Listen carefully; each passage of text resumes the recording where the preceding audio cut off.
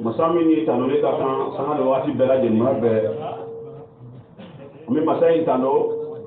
ka ke bijuma lo imami bijuma ira auna yiti no ba kalo le mo anu woro sam bafla anu mo anu kele jati oui awon sore andu kuru sanfé CGT jati comité culturel de la génération des trois testaments o jen gololo jati muno gololo je bela jele anyi anga juma loko nani seri adafani kew ya foti bo mina la ay mi dalu so ana karamo fe ala ga libru bas ban non kon nana tawrata injil anu qur'ana ko juma loko nani lo joy an karamo ya an kalawra amin dugo ka an karamo ala ga do fara ga hinaka amen ala ka to fara ka ya fa kan amen amen ne te ka foko ala ka ya fa ma ngol mo fo no to kenno ka ba o kenno mo ko so no o kenno mo ma so o kenno kenno a jara mo yo o kenno ma de mo yo o kenno kembe uram ala le di ala ka to fara ka amen urami jeil na ka mo ye bijuma lo ina an sigira amena no hadiri digi halibeli seyete kolo jati almu ga kuma jamana fe jati ka kuma jamana don fɛ akaka ka kuma jamana ɲɛmɔgɔw fɛ an ye walanda bila yɔrɔ min an bɛ taa n'a ye an ka jamana bɛ talo na wallahi a bɛ pangu pangu la mais jamana ye an y'a kalifa ala ma jamana ɲɛmɔgɔ an y'a kalifa ala ma jaati fɛn min bɛ yen bi burikina kɔnɔ a fili tɛ mɔgɔ si ma diɲɛ bɛɛ b'a filɛ bɛɛ b'a lakali jaati o la an bɛ ɲɔgɔn hakili jigin awa karamo tumi ni ka kɔrɔ atubake atumi kuma jamana fete nabi ni to ina ora kuma an fana kala ka ta kobla fan saya sidi mo be kala no oye sidi mo nyuma be ala yitigi be abugo soro be adugo tigi dem be kala no oye ko ta kobla ora bitani ko ta do kele ni ande bora inshallah ora an sira ma rabbi israh li sadri wa yassir li amri وحول لك من لساني أن يفقهوا قولي أيها الرب فآتي عبدك قلبا فهيما لأحكم على شعبك وأميز بين الخير والشر لأنهما يقدر أن يحكم على شرك العظيم هذا ربي هب لي حكما ربي زدني علما أنا كان نوين ويبلا جني ورا بجملو بريكلا بيو ورس ani aka komo mo mi ñewon dankera jati ami fuka kuma aw fe akaka no parti opposant mo ani parti au pouvoir mo ani population la me fuka kuma aw le fe ko sebe c'était fuka kuma aw fe ko sebe ka kuma chef religion fara fe muni islam ñemo ye ani muni kiti ñemo ye jati so politique ni ya ye jamana ko nana ma fla bara mun ga gbuli chrétien ou islamien jati sale ka politique sey e ka livre bi loi do fo iye Kurana kuna bi fo yi man ngaminge ni ko jugulo be Bible kuna bi fo yi man ngaminge ni ko jugulo fana be ibina donné o ye politique ko jati ne ko ga mi fo ana fle burkina ni ana jabana law tina siga barake nana olu fi so an wati barajani ami tanga livre loi ko ni surasiye wala ni politicien ni menena ko doro kelila jamana loi ko na ni ma so ni ayelma ana fle e jonni ni christian ami da bilu da le ka fle jati yakil la ko nyo wala wa dugo semaine temenin na o ko ko de ko e be wele ko e jine mo be wele me ma dino be wele ba so manu wele ma be wele de o ko de ko jine mo be wele ko christian ko na dino be tora ko mo be wele awun biya wala wala ke baro ga awun biya ni ko baro ga awun biya o ba ko je manan fana ga chen foli mo me siga wasi de mo wala fana wallahi do ma be wele manu wele ma wele woro ke nimena wole yike hakili to yoro na halibele sede mo mako bi ni manna nyang face to face la wole waru amita ka fo tra akana wole to sigi uta kuma andi kuma mono amita kuma mimbe amofo ye bega me oga sebe jati wora ni wole ni abore ni wole ni nge ngaka fo ka ye be wole be de amma wole be mapele jibril funa ko ya mo mi wajuli ke comme normal na papier yo wole okon ando wajuli ke amda pebeta bela jerina jati hali kare kan wajulu amda pebeta ra ko sebe donc c'est mete aw nye wajulu la papi kana jamana mo fe ya abo lo na yo mo wole ma wole ma be wole ko sebe aw nyoro ma do amna am nyoro fo ya hali yo do tige nino ni do na be sawo mai abe sawo ma ya ta mala amna nyoro fo ya afo jamana ko nana nya ko aw ye ya mo jamana yin palmbongni be me nawra be farle nora akoni kuma amu baraka kitabu sabale tawrata linjil anu qur'ana o dalu miye amu drapo yele o mani do ye o koko ye galo ye amina awa juma bin nadara akoni abete ayere kolorla ala alayhi salam na namma ala Allah ne ga muhammad afo ya ahlal kitab kiya kitabu tike dimo lastum ala shay'in ko awti foira hatta tuqimu tawrata fut mamin naw sona ga barkani tawrata e musata wal injila ka barkani injila e ziji krista wa ma unjila ilaykum min rabbikum ima arugam mewa wa ma unjila ilaykum min rabbikum ke arugam bina yira man la bana ko ni fo arabu ma arabu yi nako ma unjila ilayhim min rabbihim okele kaba faramma me mo wonne te me nako ilaykum ko ba nyekale e me dida arabu dura ti karange ite arugam mewa iba sura ta me be yina na ko le abeilo arabu ba nyefele abe kono ma shota wata musara ta so injira isara ale min jira magamo madu fe no ma so ko ti foira foi ora ala karamo ni dalodi awma aw ya yi dalun mi fo asike wili ayi nyoro fo ya juma tebele ogogo wa ko kitawata mai kote pa temena kwa ni mate okote kuma kiwa mo ka kitabu ko nana kitabu ni kuma do fo kuma shemra ko ko so ya so tawata ko kana ko sabe abele kitabu dobe ku ya saluna ani din wal hayat ani o Abu Hanifa lo ati malikiya yi ali Hanifiya le ali Abu Hanifa le ni ya fo le mi so ka lo o ko na ha wonta ko ko hakilla o do la atise kitabu dogo kote ya saluna ani din wal hayat yunus tawalo bibe wa woro le ma ni ya daga fle ba lo ko ni tawo le be ibara ko Hanifiya ani malikiya ani Shafiya yi nyonso to ka so be dina kono na ko sebe da anto ta kona mi mani ma soso ali injila mi tefo to ka bi ya confirmer ali barake no le donc amini ka mo sira wulin na me aw ka detail min na duma ni duwar ni ala sonama tawrata yi femi yo mi ay hadisa yara ani munya ka aw ka hadisa man muni aka aw ka hadisa man amana no igma wala akaka ama famya wo ako do ga ndo man amana yara la min kan ana ko min man amana yara la jati urani ya anga drapo yi Dis, oh gens des livres, vous ne vous appuyez sur rien. Tant que vous n'observez pas la Torah, l'évangile, Et ce qui vous a été révélé de la part de votre Seigneur, entre parenthèses, le Coran. Sourate la table service 5e chapitre verset 68. Merci. C'est contre la jamana contre la jamana kɔnɔna na o ye jɔnw de ye minnu bɛ mɔgɔw bɔ k'o bila ko ka taama ka tiɲɛni kɛ c'est de contre l'insécurité du pays. wa minnu ka baara ye nin ye o sigi bɛ dugu ma i t'o ye yɔrɔ o la o bɛ bɔ kɔnɔna na uremi o bɛ k'o ɲɔgɔn lamaga ka mɔgɔw su ka kɛ ɲɔgɔn kan ka wari ci mɔgɔw ma banque bisawo la o b'a fɔ 1000 ka tila 400 kɛ 2 ka sanji don c'est de aw contre la. Allah. O fana bɛ dugu la. O bɛ dugu la. Wari bɛ ci minnu ma. Bisawo la o dɔ ye témoignage lɔ a ka fɛn min na kɔdaw kɔnɔ. Wari bɛ ci olu ma o b'a tila cogo min na. Ka mɔgɔ min bɛ wari ci k'o tɔgɔ fana fɔ. O la a ka récolte tɛ la. Ala yɛrɛ b'a kɛ so ne nana n'o de ko don kɔdaw sun na n ko nin yɛrɛ jɔn ye n y'a ta dɔrɔn a y'i sara n bila a ma kɛ expliqué n y'a sira min ta ko ca a bɛ n kun k'a kɛ k'a tigi tɔgɔ fɔ fana. Wari min cira ma sɛ da min na o bɛ fɔ heyi anw minnu bɔ ka taama kun fɛ a ye lakanakatɔ de ye wa a ko n ka nin kɛ c'est à dire nin bɛ se ka kɛ cogo jumɛn i faw i baw i kɔrɔw ka baara kɛli o bɛ balo min na butigiw la e b'i bɔ ka taama k'olu de tiɲɛ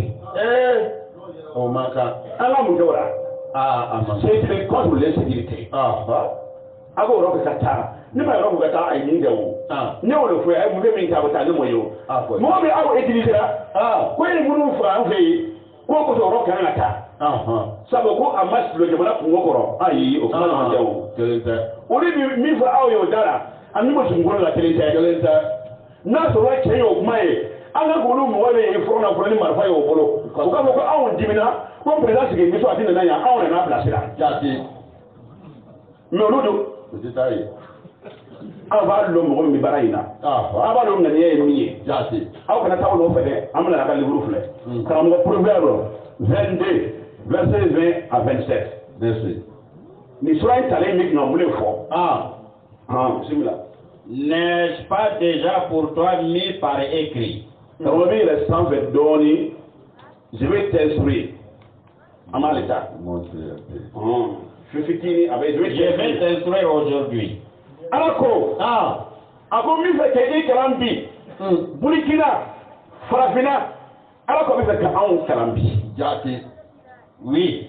tiɲɛ don min fɛ kɛ i kalan bi toi ele e kolo e président ko kolo jaati ele CNP e min kan ka baara in kɛ e kolo ele MPT kolo Farafina e kolo Ala ko min fɛ ka aw kalan bi kosɛbɛ a ka kan.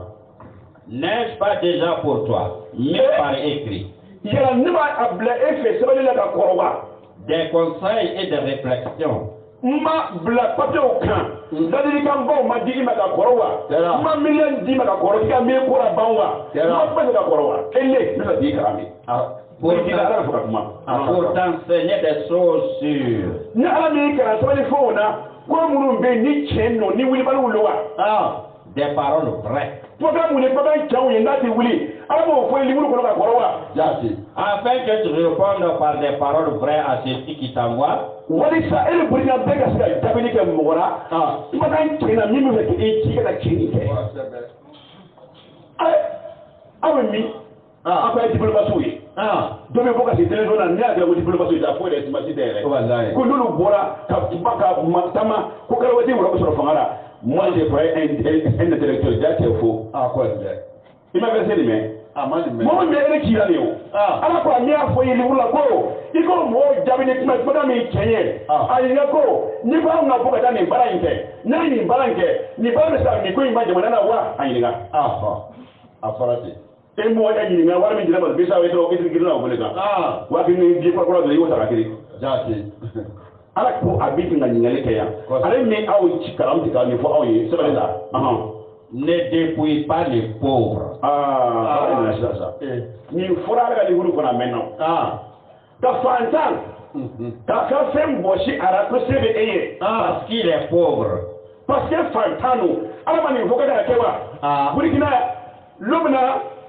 brenu mo wochi kata jamana wala mo wo fo ko fente kana na ya awdu bi wa utubei Adi mi ufo, amu ka diplomatie. L'omina, ko garabu mun ya to da to sai to ye an fa daga ba be siye an tu mi parce que garabu lo o to be amun kai bulu basu ye mais ala ko le kare ni foka koro do et ne prenne pas le malfait à la porte. Bon mi mo jigi tigeni andene ka du dara kana dibu ka toro ka hotani ke ngaso ga ni tei car l'Éternel défendra leur cause. Agoni ni teura ala bena lo ko mo koro ko baraketa ni maile iko mi ko no jigi tigera ni ya tora la ka lo akoro abelo lo na bela di mo ko tigeda mo ko fa andara mo ala ka to faraga hinaka adini fo aw burna bewe ya ko na kira dongodo ko dibu mi tina yesu maya ayafo ame mibi afora da o do le fray ko fa ka do de fura ka do ba fa ko toyi o bi kasira an fa an ba tan ni wala ni burkina na sunu na mi ko kera le ni fura ka ko sore ko na awon ga ibul masu yi mi Allahu akbar fa sa mu mena afa ko ni français ko mena awde me o tumi mi be uluko o bi wala di almu mandu me atumi hey aw ka lo ni fura ka ko wale Et il ôtera la vie à ceux qui les auront dépouillés. Moi, je suis un peu de temps, je suis un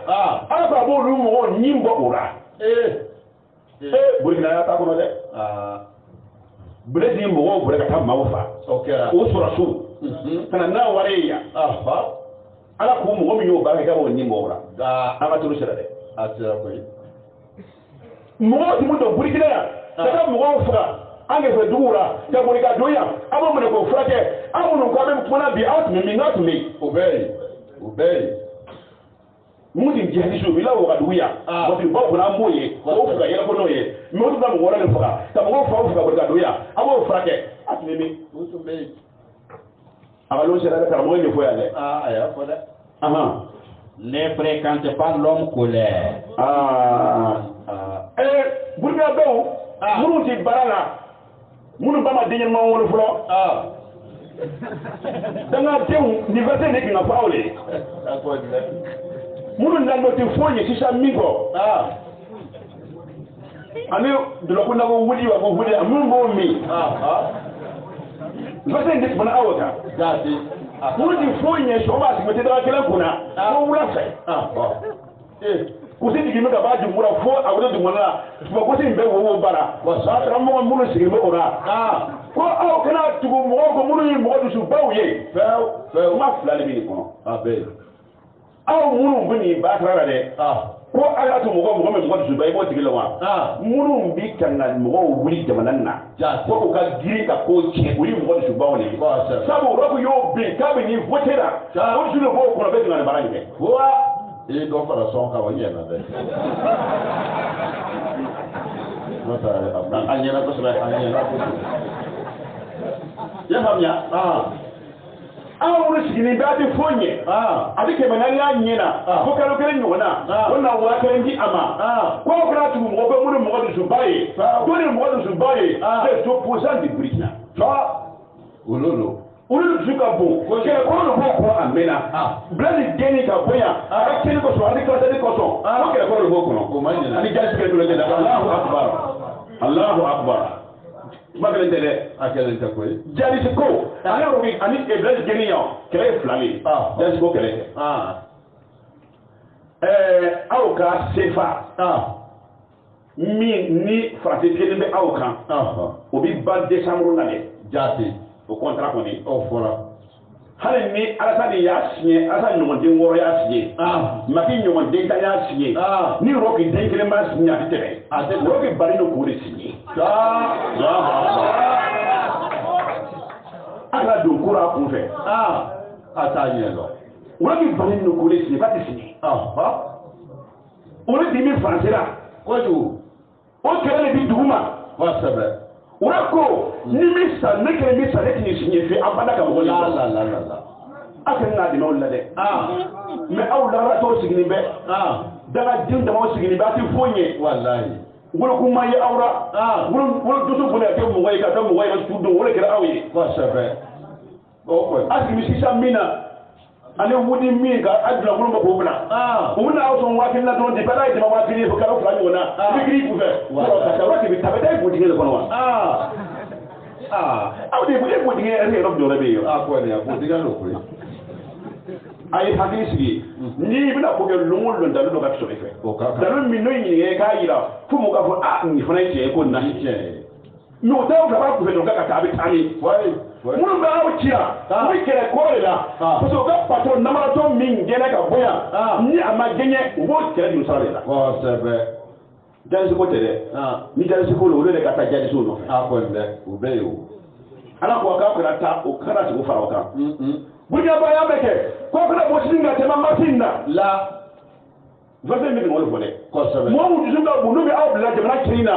ko kana bo singa tema masinda fora ko burga be halala kana bo wallahi ko burga be dugo din kana bo me burga be nyamade ana danga dinga bo sini ko sebe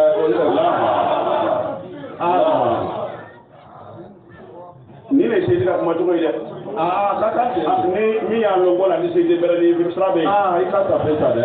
ko ndia ni ya yi bi sura ta de no ta fara ni anse ka bonda de on mata nai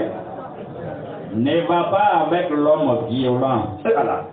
Ne va pas avec l'homme violent. Et lui veille école qui école de ta kiri si me sradara. Il va te caméra. Ne va pas avec un homme violent. Jamais de la vie ne va jamais avec lui. Quoi dire? Moi mi kunu kai. Balawo tigi. Kina ta tatu ako abada bara la. Buna ba amani me ala bi kono. Muni bikina aw sera wa kene ona ko kala tugo ko violent ils sont violents wallahi ils sont violents ko kala tugo ko oui bible be ngalo fo de ndiro ka kuma ni woti mani fo se de be mani fo bible yere ni fo bible no aw ka kebe bi duguma ande mo no ko mumuli la fuwanga ala me kana woni mbara yinke ka wala fina se wala ba ale fe ala ko kala tugo ako so amini be kala mato aba lo kamini fo ko cheno aba lo ala mo ba lo aba keri chiga fo kamara fara ko ya yere fo ama yere fo ala chiga fo o amo fisile fana karama ma yere fo ko mo mi nya fo on yo fo fo si ma da to ko be jate o kira kwa sini fana le kan wele ka fo anyere o ya chi parce que ala ba karama ka be ka ba mbeo ta chiga fo parce que sekele mi lo mo ba dumuni mi dikta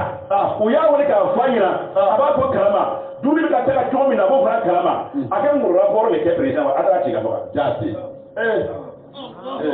na vocal ni me aba image ye mo ba fora ko sebe aba la mi fora ko cheno na ba wa mo mi ni ko ni karama akacha kuma yi do tige suna tu je sendo ko nde me ni do nanna ka so akon no yara o fana bana me na ko man no ya am tere ti fana amba blaka ora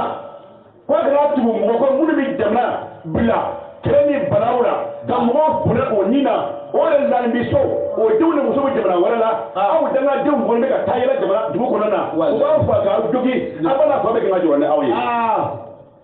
ala ko kala tugo ko de wallahi akala tugo ne va pas avec un homme violent il est violent wallahi mo ke ga balo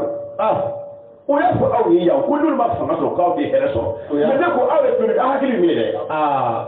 ati ni fali mi wa akuma fora ko dul ma fa so aw ko ne be o te hele so ama ko ro bi de aw ko ne be o te hele so aw be tu mu ko buto kan ngabo wallahi o mi tana karamo de peur que tu ne t'habitues à ces sentiers. Moi, je suis là. Quand tu vois encore, moi, je suis là pour son. Quand on a tout à faire la semaine, on va dire. Et qu'il ne devienne un piège pour ton âme. Après, il va me dire ma gagne, l'on doit demander pour il n'y a pas de l'affaire. Après, le barrage, qu'elle fait. Après, allez, moi, je suis là. Ni tu rapport. Après, barrage, il m'a dit à barrage, on va dire. Ora ini na ke akuma na fenye mi ga ima janye sika kuma jamana ko wallahi burina go mo ro ma jamana ki fa wele dunu mara do on no fe fa wele jama ambe bagere fakere ambe jamana gele mo ya me ka gele fo wallahi ambe tama do nyoka ko am wuri ka nyoka ni basa mɔgɔ min bɛ anw kɛlɛ an bɛɛ b'a dɔn ko faransaw don an ɲɛ b'o la o couleur n'a couleur tɛ kelen ye o bɔra ka jamu olu kɛlɛ f'an jamana ɲɔgɔn hey a hakili sɔrɔ nin a ko dɛ olu ko ye o datugu bɛ kɛ yɔrɔ nin ye ko mura min k'o bɛɛ faga ka ban kosɛbɛ a kɛ ala cɛ halali a diyara ne ye dɛ a diyara ne ye ko saba komi ni an taara yen o bɛ se k'i ye wolo n'o tɛ a ka di ko saba olu bɛ wuli ka b'u furu ka ban fɔ an ka fɔ nin ka jugu ma a b'u ɲɛ mɔgɔ ti bɛ kelen ka ban yɔrɔ la a bɛ kɛ ja dɔw fila bɛ kiri dɔrɔn ko a kana mɔgɔ a bi e ma tigɛ i bɛna bɔ cɛ a taara mɔgɔ a bɛ taa jamana a bɛ kɛ saba nin ka di ne kosɛbɛ olu mɔgɔ ka barika don mun y'o kɛra ala ka barika don o la minnu bɛna bɔ ka jamana cɛ ala k'o fago kullama itafa'u fi dhulma habatu ala k'o bɛ an bɛ nin deli ala fɛ dɛ k'a fɔ an ka karamɔgɔ ye a essayer ka dugawu kɛ an ka tuma kɛ cogo min na anw ye jamana ka ɲɛsuma karamɔgɔ taa n'a ye ne sois pas parmi ceux qui prennent des engagements. Kana karamɔgɔ minnu ye o ye o b'i ta ka taa ko lahiru de ta o ye o lahiru ta a ye bɔ ka caman ni yɔrɔ k'i binna n'an yɛlɛla an bɛ baara d'aw ma baara di mɔgɔ joli ma n wari b'o wɛrɛ fɔ baara di mɔgɔ joli ma hali o yɛrɛ ka den de ma baara sɔrɔ diplôme tigi ka caya o ka ca diplôme b'o bolo o tɛ baara la o bɛ taa ala sɔrɔ mɔgɔw kan u bɛ bɔla de fɔ aw ye burukina fɔlɔ kana bɔ sini ka taama bibuli bɛ fɔra ten bibuli tun ka kuma bibuli de b'a fɔ n'i y'i kisɛ ɲɛnama ɲɛ bibuli k'i kana bɔ sini ka taa n'i y'a sɔrɔ i y'i ka sɔrɔkuta wuli minɛ n'i y'a ɲɛnama ye i bɛ yɛrɛ kalama k'i kana bɔ ka taama n'i bɔra ka taama i tɛ se ka wuli min yɔrɔ sɔrɔ sini o ni jamana ɲɛna o bɛ se ka wuli min n'u ma sɔrɔ ni dafɛ min na sisan min na a sɔrɔ ka sigi bɛ min ni boli ɲɛ sɔrɔ o ni jamana ɲɛna o sɔrɔ min yɔrɔ sɔrɔ wa n'a bɛ ka sisan min ɲɛnama a kana bɔ sigi ayi n'a ye o n'a ko tɛmɛna a bɛ ka segin na sisan min kan o deli a banna nka sisan min yɔrɔ sɔrɔ dɛ baaraw bɛɛ bɛ datugu sisan fɛn dɔ bɛ sɔrɔ tuguni e bɛ se ka bɔ kuma min k'i ɲɛ mɔgɔden bɛɛ kari bon kɔnɔ o y'a kana bɔ sini ka taama parmi ceux qui cautionnent pour des dettes. Minnu ye o ye lahiri gɛlɛn minnu bɛ bulakɔrɔ juru ye olu ye o b'o de kan kana fara kan dɛ policier in lahiri joli tɛ aw ye a kɛra wa ala n ko sirifɛmɔgɔ in lahiri joli tɛ aw ye san 30 kɔnɔ a joli kɛra a ka ca k'o to fangara yan san 30 de kɔ lahiri mun tara aw ye a joli kɛra wa n'o yɔrɔ kelen yɛrɛ ni san 10 kɔnɔna na an ye baara caman sɔrɔ aw tɛ miiri nin na wa hamina nin k'aw ye hamina nin kana kɛ bon e ka sigi ka miiri o n'a fɔra k'e b'i yan karamɔgɔ a mɛnna mɔgɔ mana e fɔ vous de wagati sera o bɛ na e fɔ bonsoir on est venu poser avec vous aw sigi ka sigi dɔw ma papier dɔ bɔ dɔrɔn bon voilà ça c'est la photo ça vous voulez voter vous tapez an bɛ nin fɔlɔ de tapez o ye kelen ye bon a bɛ waati di e ma e yɛrɛ ka miiri o san joli tɛmɛna cɛ mana yan ka waati di e ma bon i bɛ miiri o la a bɛ min fɔra k'i baara kɛ i sara waa kelen de ye mais n'a tɛmɛna sisan san joli bɛna tɛmɛ a tɛna waa kelen de ma a tɛ dɔ di tugun ale tun tɛ dibali la wa fo ka ɲɛ wa policier ɲɔgɔn a ɲɔgɔn baataramɔgɔ tɛ mɔgɔ ɲɛ mɔgɔdenw cɛ tiɲɛ y'o dɛ ni policier ye kuma fɔ yan fɛn k'a bɛna nin kɛ k'a ta yɔrɔ la dɛ taa kun bɛ a ma yɔrɔ fɛ taa i bɛna sɔrɔ a bɛ yen kosɛbɛ policier ɲɔgɔn a baataramɔgɔ tɛ mɔgɔ i b'a mɔgɔ baataramɔgɔ de dɛ o bɛ na bila a bɛ caman sigi k'aw bɛ halaki aw ti o ye a waa sɔrɔ o nana kɛ aw sɔrɔ tɛna kɛ dɛ aw bɛ min miiri la k'a bɛna kɛ a kana kɛlɛ dɛ o bɛ boli n'o muso bɛ dugu wɛrɛ ka ban a n'o denw ka ban k'aw to yan aw bɛ boli yɔrɔ jumɛn na i ba n'i fa n'i dɔgɔ n'i kɔrɔ n'i bɛnni bɛɛ yan o bɛɛ bɛ yan o bɛ wuli olu taara u b'i bɛnni n'i fa wɔrɔ k'i den u tɛ jatuma yɛrɛ bɛna aw bɛna bɔ a ye bɛ se ninnu miiri n'a ye kisi ɲɛnama ye miiri o lɔra an karamɔgɔ o la an bɛ taa problème kelen kɔnɔna na sura 24 wuli yɔrɔ kelen ka wuli yɔrɔ 3 ala y'o fɔ anw ye yɔrɔ fana na tuguni. Ne portez pas envie aux hommes méchants. a ko mɔgɔw ye mɔgɔ jugu ye k'a ɲɛ b'a fɛ ala mɔgɔ jugu k'a ɲɛ b'a fɛ. Et ne désire pas être avec eux. hali kana kanu k'i ka kɛ ni mɔgɔ jugu ye e burukinabaw sebe tɛ ye aw jugu de. aba n ko parce que mɔgɔw tun b'a fɔ an tɛ se ka kuma munumunu. ayi mɔgɔ min bɛ ka nin baara in kɛ a bɛɛ b'a dɔn ko mɔgɔ min bɛ ka baara in kɛ. jaati awa parti minɛ siri fɛ de b'a dɔn. ala ko kana miiri yɛrɛ ka kɛ ni o mɔgɔ ninnu ye kana ɲɛ bɔ fɛ. fɛw. sinon an bɛ jɛnisi kuma na an b'o yɔrɔ kɛ ka taa. e ka kuma kelen wa ala ka kuma ni kɛ an k'o bɛnkɛlaw bɛn an kan o bɛ ka n ka mɔgɔw fɔ an ni ɲɛ sɔrɔla la an ka hakili ni ɲɔgɔn ma ni hakili bɛ e fɛ e ye jamanaden ye hakili bɛ ne fana fɛ ne ye jamanaden ye an ka sigi ka kuma lajɛ mais mɔgɔ e bɛ ka bɔ yen o kɔni so ne wula bɛ ka bɔ yen o ye parce que fɔli cɛnni ko wɛrɛ don ni hakili b'i fɛ ka ɲɔgɔn kɛlɛ i bɛ na an bɛ se ka kuma o ni jamanadenya ye mais ko nin ka se ka bɔ yen n'a sera ka bɛn e bɛ se ka kɛlɛ kɛ kelen wa a tɛ se donc e ka nin ci nin kɛlɛ nin ye kɛlɛ wɛrɛ b'e fɛ a y'i furu ka bɔ dɔgɔ la Burukina bɛɛ a ye hakili dayɛlɛ mais dangaden min cayara min y'a nin a ka gɛlɛn dɛ depuis droit de d'enfant ye depuis o donna Burukina ka ban den min wula kɔnɔ a bɛ den ba karamɔgɔ a bɛɛ o t'o fa lɔn o t'o ba lɔn o t'o kɔrɔ lɔn o t'o karamɔgɔ lɔn a bɛɛ ye ekɔliden vagabond ta cɛkɛ bila nin walayi dɔrɔgu talaw ok i ma min ye ko j'ai licence b'a fɔ a bɛ nɔgɔ de ci la ala ni tanga fɛ depuis o kɛra jamana tiɲɛna a tiɲɛna bon ninnu mɔgɔ jugu ni nin ko nin bila Burukina sabu b'a lɔn olu nata u bɛna mɔgɔ minnu su ka bila anw na u y'u nin dɔrɔn ta k'a bila anw na k'a bɛ o lɔn anw ko anw sɔnn'a ja an bɛ na an ta kɛ kɔni o la ni sini se tɛ mɔgɔ ɲɛnama bɛɛ se tɛ min bɛ ka se tɛ kɔnɔ k'a bɛ kɔrɔta ta ni injila fɛ ko an karamɔgɔ ka da ye k'a fɔ k'an ka da ye an ba t'a la sini o t'a kɛ o t'a kɛ mais se tɛ mɔgɔ jaga i y'a faamuya yafa ci se tɛ saraka da min kan ka saraka ka sɔrɔ a ma sa fɔlɔ o de bɛna bɔ sini o bɛ bɔ o dɔw bɛ bɔ dɛ o dɔw bɛ bɔ dɛ a dɔw bɛ bɔ i y'a faamu o la an ka nin verset ninnu minɛ jamanadenw nin bɛ aw nin ma k'aw kana bɔ ka fara mɔgɔ jugu kan n'a ye nin fɛn in sɔrɔ komi fɔ tigɛtigɛlen bɛ a y'a je sɔrɔ kun na sanni sigi wɛrɛw k'a mɛn a y'a don u ka fɛn yɛrɛ dɔgɔ yi wa bunmi a y'a don k'a jɔ a la wɛrɛw k'a mɛn parce que o ye don tigɛ kosɛbɛ a tigɛcogo fana ɲina dɔɔnin dɛ mori n'a dun ma tigɛ sisan jamana ɲagamɛ ka sɔrɔ a kɛra kunnaja ye dɛ n'a dun ma tigɛ an bɛ min fɔ an t'a fɔ dɛ n ko dɔrɔn mugan bi jamana ɲagami dɔrɔn mugan a bɛ taa bɛ ka taa mugan kan n ma fɔ dɔ bɛ sɔrɔ k'ale dɔn ma papa jamana ɲagamina i y'a ye an ka dɔrɔn mugan an bɛ jamana ɲagami a b'a kɛ nka a tigɛcogo ɲina ten a diyara ne ye dɔɔnin an ka maka taa n'a ye car a ko sabu leur cœur médite la ruine. a ko sabu olu mɔgɔ ninnu mɔgɔ jugu ninnu mɔgɔ kuntan ninnu ko dugunkolo min b'o de fɔ tuma bɛɛ lajɛlen min halaki baara ye i b'o de fɔ jaati kojugu min bɛ se ka mɔgɔ halaki i b'o de fɔ tuma bɛɛ et leurs lèvres parlent d'iniquité. o nɛgunu kuma ni jurumu de ye n'a kumana ɲɛna b'a fɔ ko hee vraiment cɛ bɛ cɛ fɛnɛ ko la kuma baara foyi kɛ ko l'insécurité du pays mais c'est pas seulement l'insécurité du pays a ye baara bɛ kɛ o fana filɛ kɛ kɔni o t'o fɔ est ce que wura kelen ale kelen bɛ se ka jamana nin tanga wa a bɛ se o n k'aw de y'a tiɲɛ ka bila aw ye dege baasi ka bila ye aw bɛ ɲɛfɛ donc kuma t'o kan n'a kuma vraiment ko dɔ k'i wala ko l'insécurité du pays ale faransi jalisi m'o du ci a bɛ yen Amérique jalisi m'o du ci fo ka ɲɛ olu min k'olu diplômé k'olu fɛn bɛɛ o b'o du ci o ka jali jan ninnu avion donna k'a sɔrɔ k'a bɛ yen o t'o ɲɛ dɛ donc o la crédit nin na kuma t'o kan ni kuma dun b'o kan a tɛ an kɔrɔ ka taa ye o la k'i nana a ye min k'an bɛɛ ɲɛ b'a la anw t'a fɔ ko parce que k'a ka d'an n'o ye dɛ a ye min k'an b'o de fɔra ani aw de na min kɛ n'o ma ɲi jamana ma an bɛ k'i wolo ɲɛ tigɛ so ne y'o k'i nɛgɛ n'a ma an b'a fɔ kana kɛ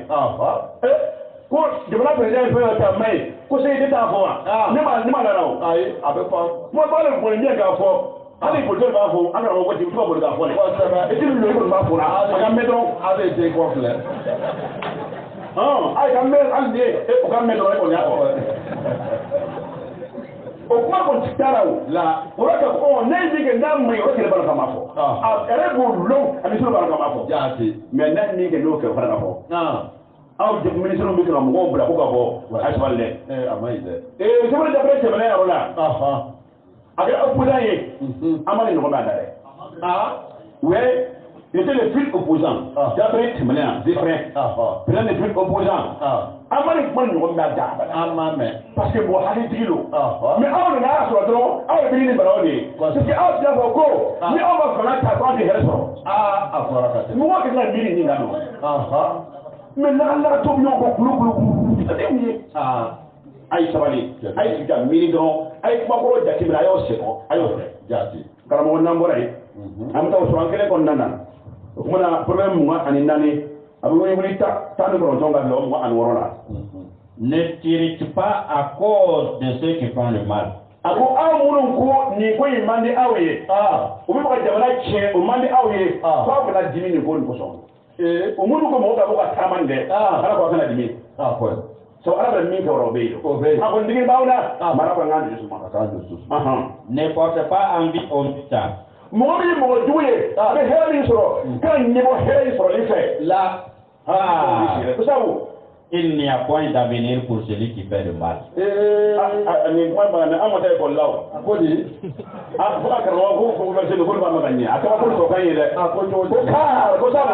ko sabu la il n'y a point d'avenir pour celui qui fait le mal. a ko ɲɛsigi ko sigini a ko labancogo ti mɔgɔ ye min bɛ kojugu kɛ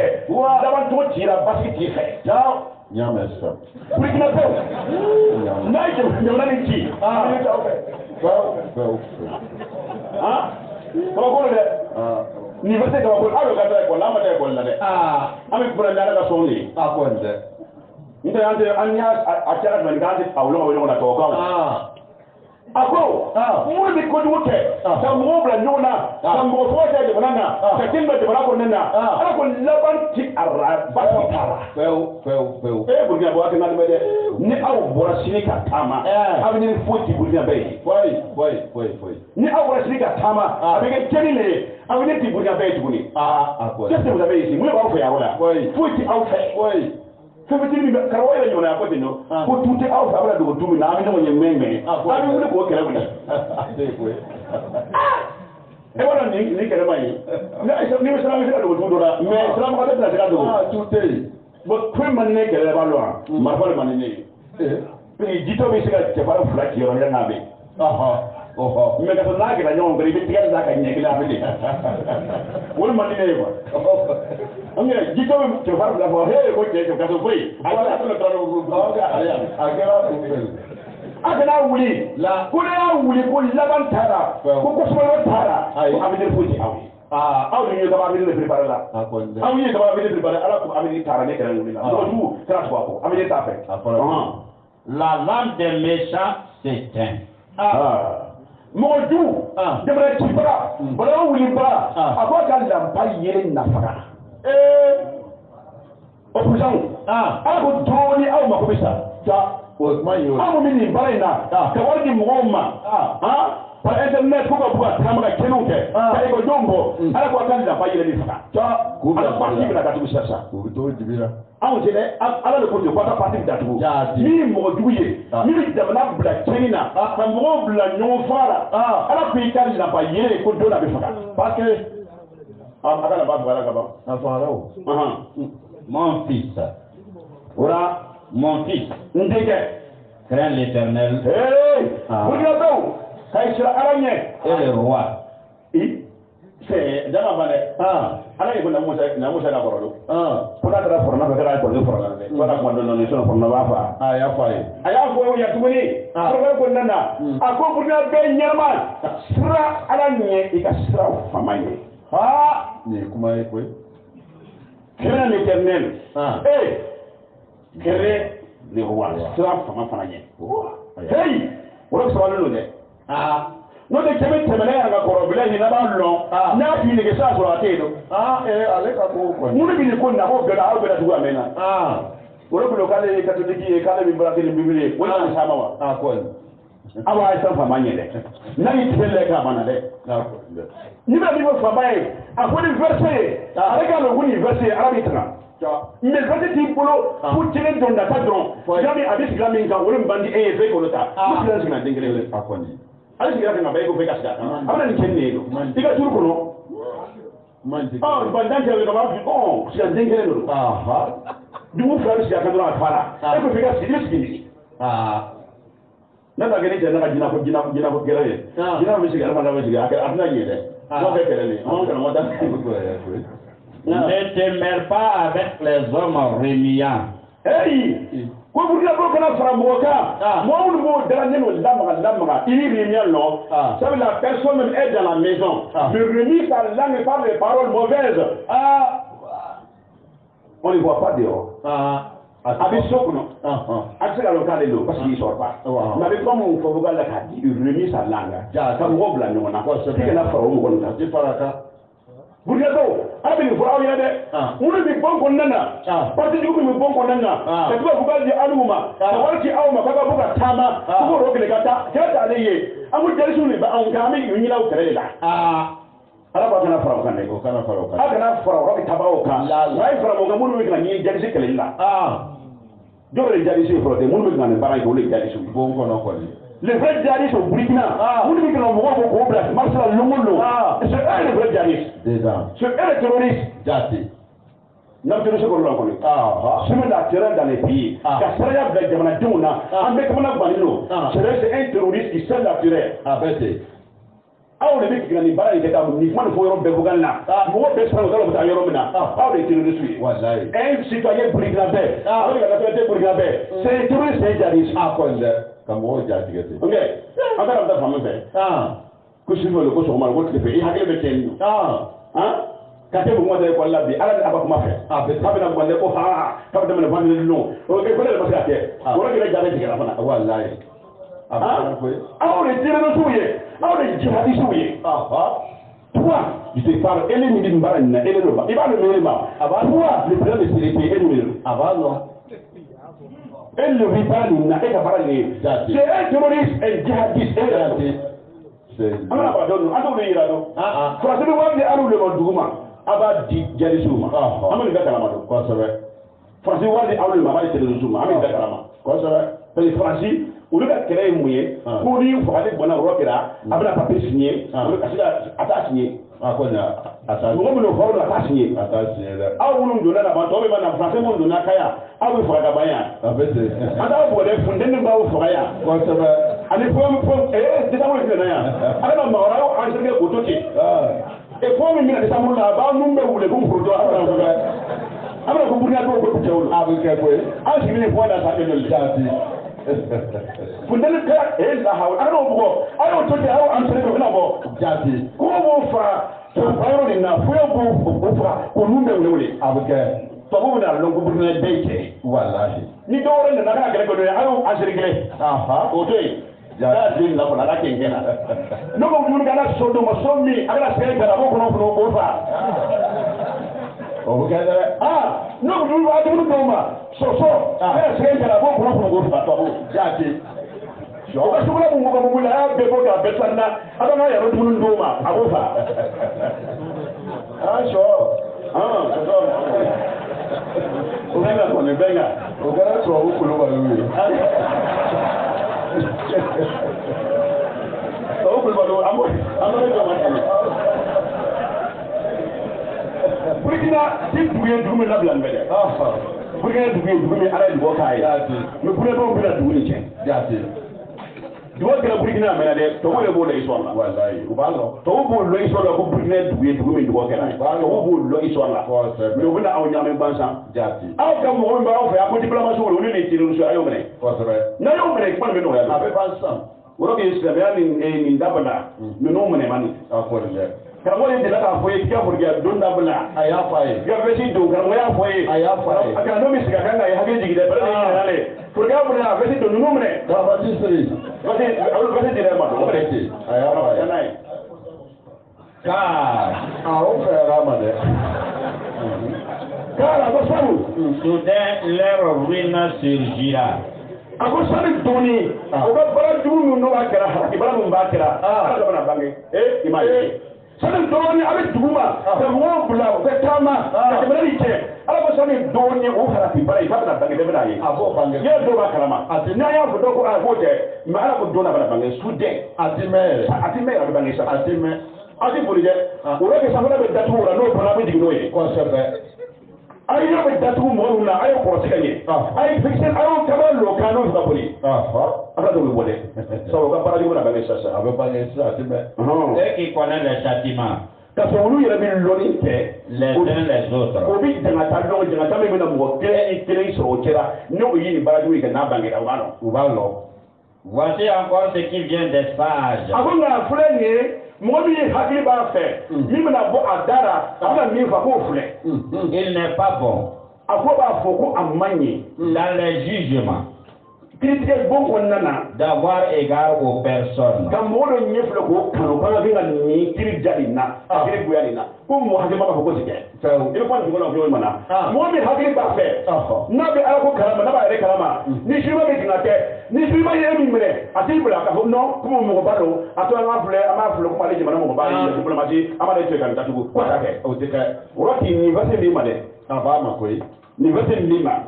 si te chance ni kana loko mo ngombe na bara nike kuna favorize umne kwa sababu ya jumate bene na Kone siguka. umne tabun na ko vese bi ni demara irisho bara da kuma ke ba sai tin go wuri ka ta mi ta tin na ta aga sai rawara tin so ce abe fa Allah o ba ko kuma kuno ko una ba ke ko abara dona ko ni mo ngombe na sans rasiana o na fle ni cristiano o ba vese ko dama ni iri mo ngombe ni funa kito sare da mate kuma mo do sala an wuri sai mo wuri ta ni kamar na ga je daga yi amma a cikin ga dama sinsa na kura yin harawa ta ansurai na kura ya mata ansurai Abete jati. Bertai. mo si do na ndo Okay. do ko ndo nyage mama na mi an ko sebe ni fola na Ya me wati. na no wow tanai C'est lui qui dit aux méchants, mon ba mo duma qui est juste. ko ni mo ni no Les peuples te maudissent. Le maudissent. mo mi ko mo du ay gura ta kina mo mi ko mo mi kana ni bara ke jamana kono sirbe mo mi kana bara ni ke mo mi ko ndo ko jobara ko dugu don ki danga Les nations le maudissent. les nations ko ko lo fara bina bien o les nations ani dengi danga mo mi ko sirbe ka président a sirbe mo mi kana bara ni ke ko bara ni mano ki le sisse ala ko les peuples te maudissent les nations te maudissent Abuke. parce que kika jamana bila faitira kan bila an bɛ kana ɲɔgɔn fila jakɛliw kɛ dɔ ka se ko aa ti vraiment non o jo b'a la kɛ ala ko n'i y'o e min y'o fɔ dɔn tɛ dɛ jamanaden bɛɛ bɛ e danga farafin bɛɛ bɛ e danga O bɛ kɛ. A bɛ taa an ka koyi. ɔrɔ bɛ ala ka n'i ci k'a fɔ ko non ko a ye nin ko ten k'anw de fɔ n'i y'o fɔ dɔrɔn cɛ bɔ de A ko dɛ. A kana. mɔgɔ ma yiri fɔ burukina yan ko minnu bɛ baara in na ko baara ɲuman don ala ko k'i dangala jamanadenw fɛ farafin bɛɛ b'i danga les nations tɛ wuli farafin dugu bɛɛ b'i danga a kana fɔ ko jobara dɛ sidi mɔgɔ mɔgɔ ko sidi ko ne ko jobara gasi fila a k'i bɛ danga fara A ko dɛ a y'a fɔ dɛ. A y'a fɔ. gasi nin fɔ dɛ an ka bɔ aw mais a sɔrɔ ne bɛ nin dɛ A ko y'a sɔrɔ. an bɛ ka nomuru d'a ma ka wuli yɔrɔ ni jɔyɔrɔ bɛ di aw ma A bɛɛ. n'aw bɔra yan o t'a filɛ Kosɛbɛ. i kelen ni kelen a bɛna kuma de fɔ i bɛ na ne ta Jati. karamɔgɔ yɔrɔ kɛ Mais ceux qui les châtient s'en trouvent bien. mɔgɔ min bɛ mɔgɔ jugu minɛ k'a ju ci a k'olu ye mɔgɔ ɲumanw de cɛ Et le bonheur vient sur eux comme une bénédiction. a ko ala ka nɛɛma n'a ka hɛrɛ minɛ na olu mɔgɔ ninnu kan ni bɛ mɔgɔ jugu minɛ mɔgɔ min bɛ kana mɔgɔw bɔ ten ko ka taama ka cɛ jamana na ni o minɛna mɔgɔ min b'o juge k'o ju ci ala ka hɛrɛ bɛ jigin olu mɔgɔ kan ci min minɛ namara kɛ k'o bila o ci min danga A bɛ danga. minnu ko fana ko jɔyɔrɔ a bɛ danga a kana dangaw de burukina yan sabu n'a ko k'o jɔyɔrɔ ala bɛna aw danga hali o burukina dugukolo de kan wa aw bɛna danga don dangaden in na ka di dangaden dɔw de dangadenya kɔnɔ o bɛ di dangaden ka to ka dangadenya baaraw kɛ A ko dɛ. o a kana de fɔ yɛrɛ A bɛ fɔ ten. karamɔgɔ dɔ la an b'a kun cɛ Deutéronome 28 1 à 10 ala ye mun fɔ Deutéronome 28 verset 1 à 10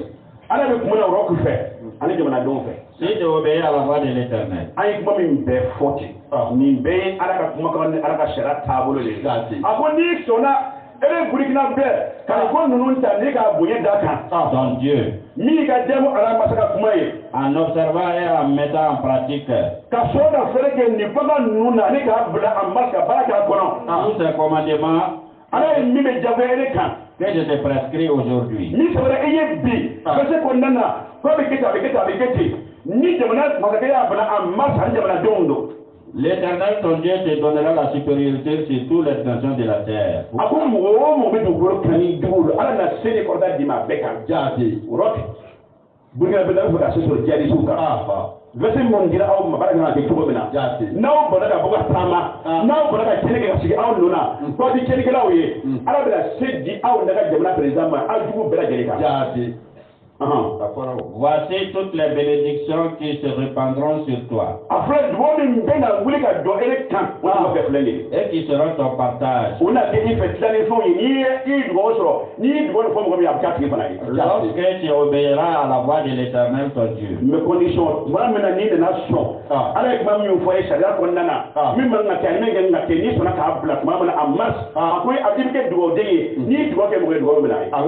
Tu seras béni dans la ville. Et tu seras béni dans les champs. Les fruits de tes entrailles. Les fruits de ton sol. Les fruits de tes troupeaux. Les portées de ton gros et de ton menu bétail. Toutes ces choses seront bénies.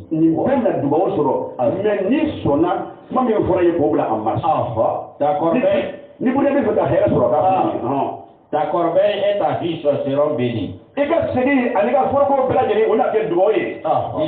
à ton arrivée. Et tu seras béni à ton départ. L'Éternel te donnera la victoire sur tes ennemis.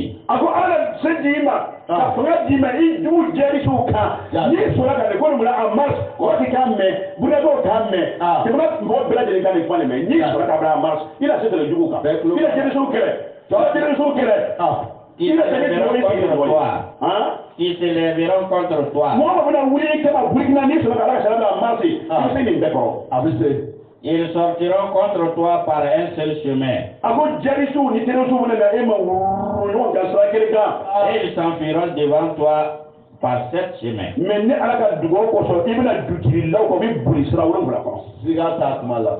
L'Éternel ordonnera.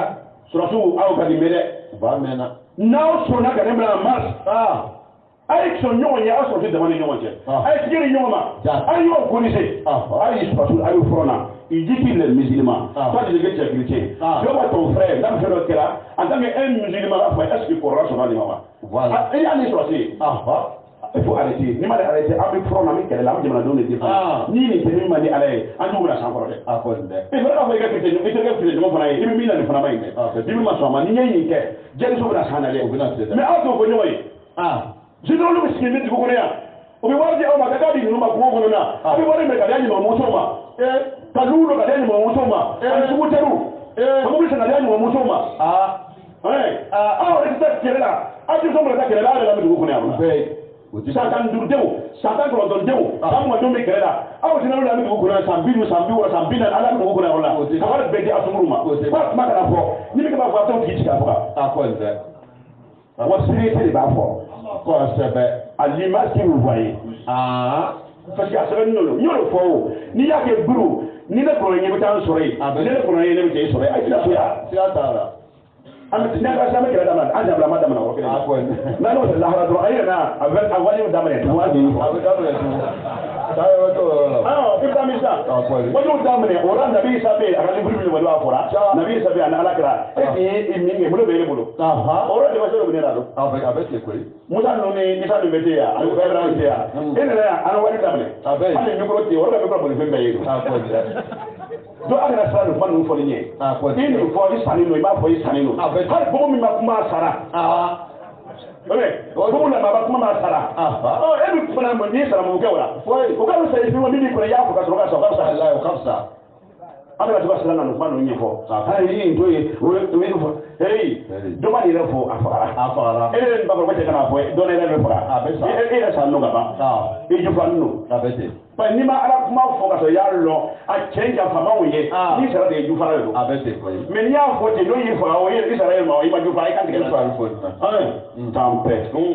L'Éternel ordonnera à la bénédiction d'être avec toi dans tes greniers. Avant de massa arabna sedi, tu vois ma la kende ereye, il a boulot qui est bela de yalo, il a boulot suma, han ni para de kello, arabe du go karaba dunka do, akuna babide, do baraka, araka go. Yalo bi ala tara nuru fe. Boragele awta sene do ara, boron di bangaye. Kana boron taka aju badu ma de ko so ngabe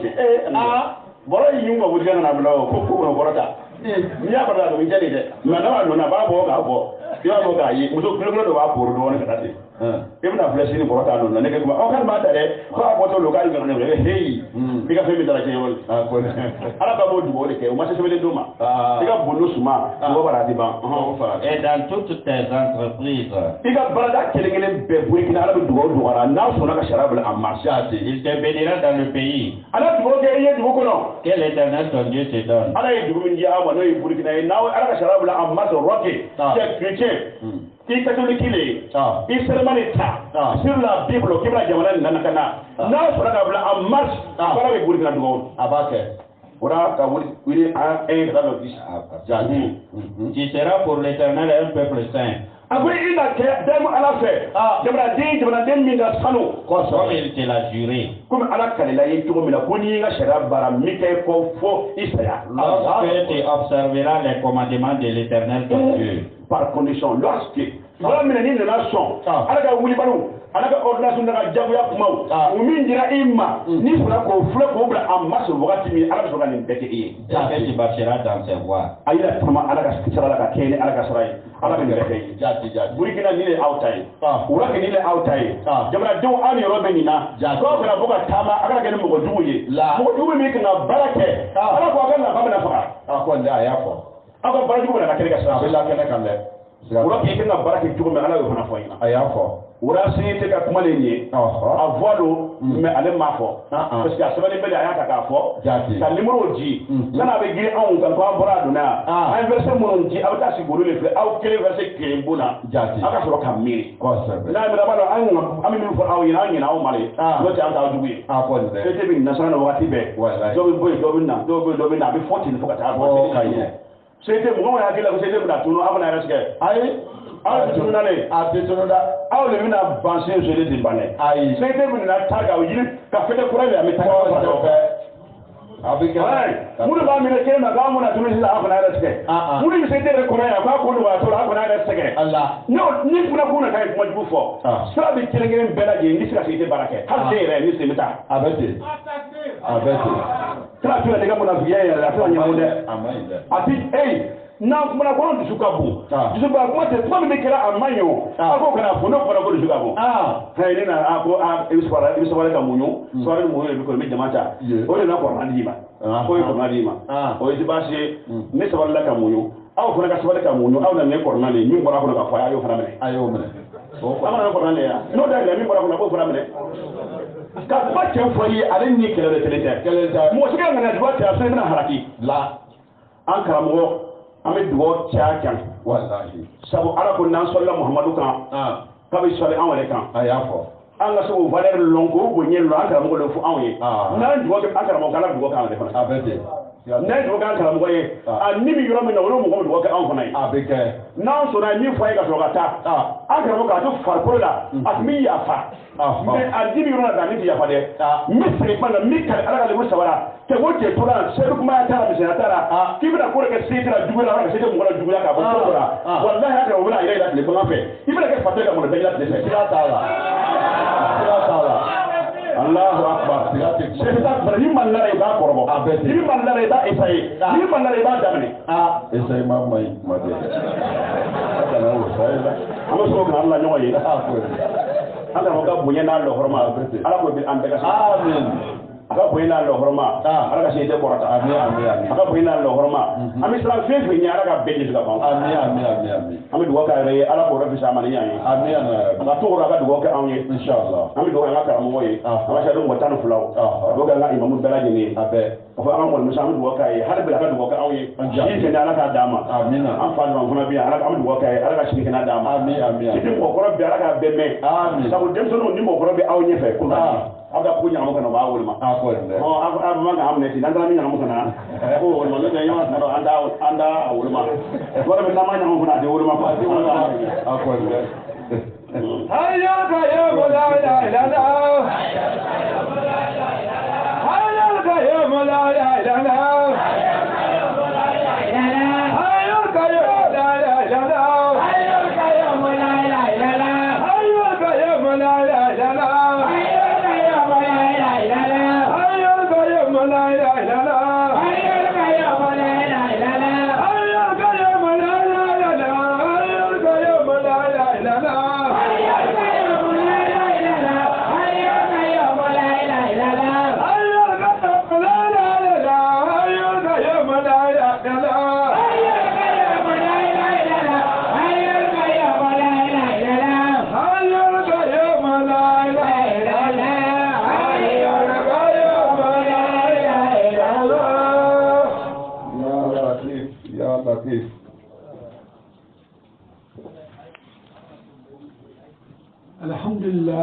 ambe ala tadoka ala barkala anno sonkati am farfonden kosɛbɛ ambe adele ala fait toujours CGT ala ka nyetati ala ka korotati amin min fora bi ala ka ke ambe ma barkai amin ala ka ke amma barkai amin ka ke amma sabati amin kama yere telin kofe ayi anga bama dron anga kesiri ka barake abana anga bama ka kesiri ka se ka ala ka kumakanw olu ta ka baara kɛ n'o ye ka bama k'an tɛgɛ di ɲɔgɔn ma ka ɲɔgɔn minɛ jaati kuma wɛrɛ tɛ yen fɛw an ka ala deli ka dugawu kɛ ɲɔgɔn ye ka dugawu kɛ an ka karamɔgɔ ye ala ka dɔ fara a ka nɛɛma kan amin ka dɔ fara a ka nɛɛma kan ka dɔ fara a ka yafa kan amin a bɛ dugawu min kɛ an fana ye ala ka dugawu minɛ an amin CGT mɔgɔw a y'a to an k'an tɛgɛ di ɲɔgɔn ma dɛ wallahi a y'a to an ka ɲɔgɔn minɛ dɛ a senimo a y'a to an k'an kɔnɔ kɛ ɲɔgɔn ye jaati n'o tɛ CGT tɛna kɔsigi dɛ a tɛ kɔsegi fiyewu a tɛ kɔsigi dɛ wa foyi tɛ bɔ a la o ka bɔ a la dɔw de bɛ fara a kan n'o jaati tɛ foyi lala sabu ni dɔ bɔra la o o b'a yira anw na ko karamɔgɔ ka dugawu min k'a ma minɛ dɛ kosɛbɛ ni dɔ bɔra la mais dɔw de bɛna fara a kan an b'a dɔn karamɔgɔ ka ɲɛ dugawu nin minɛlen don wa hali sini dugawu nin bɛ ka to ka minɛ a bɛ to ka taa de dɔw de bɛ fara a kan dɔrɔn ala ka dugawu minɛ amin ala ka hɛrɛ k'an ye ala ka siri an ma ala ka an bɛn k'an dusukun sabati ka ala ka kumakan ma k'an kanu don ɲɔgɔn na amin hasiriya ala k'an kisi a ma amin juguya banbali ala k'an kisi a ma o man ɲi kɔnɔnangoya ala k'an kisi a ma fɛw ala k'an kɛ hasiriw ye sabu ni hasiriya donnen la walayi tiɲɛ bɛ fɔ i ye mɛ i t'a ta i t'a minɛ k'a sababuya kɛ min y'a fɔ o ko man di ye n'ale ko man di ye dɛ ban tiɲɛni dɛ ala k'an kisi a ma sɔli ala muhamadu wa sallim kalma la ilaha illallah la ilaha illallah